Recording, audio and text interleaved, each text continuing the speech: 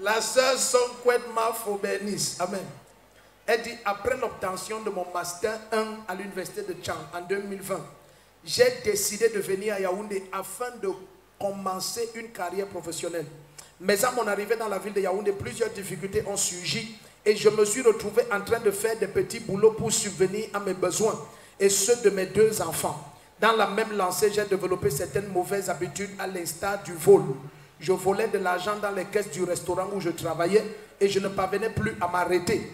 J'étais désespéré et je ressentais beaucoup de frustration à cause de ma condition. En 2020, j'ai entendu parler de cette église. J'ai décidé de venir prendre part à un culte. Ce jour-là, j'ai été profondément touché par les paroles de papa et j'ai reçu Jésus-Christ comme mon Seigneur et mon... Quand tu es vraiment né de nouveau, ta vie change réellement. Elle dit, j'ai continué à persévérer ici à l'église et à prendre part aux enseignements qui m'ont fortement encouragé au point où j'ai démissionné du restaurant où je travaillais et où je volais l'argent pour ouvrir mon propre commerce et y vendre des vivres frais, des épices, de l'huile, des céréales, etc. En quelques semaines seulement, la grâce de Dieu m'a puissamment localisé au point où je faisais des bénéfices au-delà de mon imagination. J'avais plus de 50 000 de bénéfices par semaine.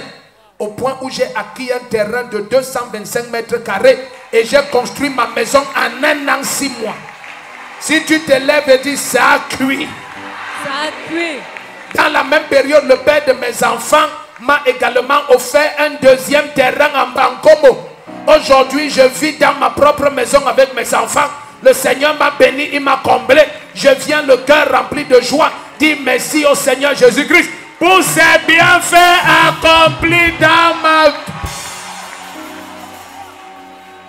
Où est la photo de la maison là? Ça c'est la maison, hein. Ce n'est pas une, c'est la maison. C'est qu'il y a les maisons que c'est une. Amen.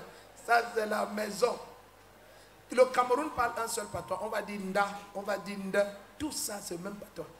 C'est pourquoi il y a le tribalisme alors qu'on parle les mêmes choses. Regarde, regarde, ça c'est la maison, c'est pas Nda. Regarde. Le premier qui dit Amen, tu vas construire ta propre maison. Laisse la jalousie, dis Amen. Donc le père de tes enfants, il n'est pas revenu. Non, papa, il n'est pas ici, il a Garoua. Ah, il a Garoua. Vous êtes mariés? Non, papa. Il va t'épouser alors? Je ne sais pas. Il connaît que tu as construit? Oui, papa. Il sait que tu as construit? Oui, papa. Une femme qui construit. Et il ne fonce pas? Je ne sais pas.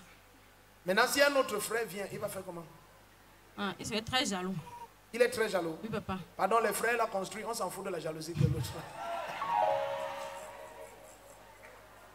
Acclame le Seigneur.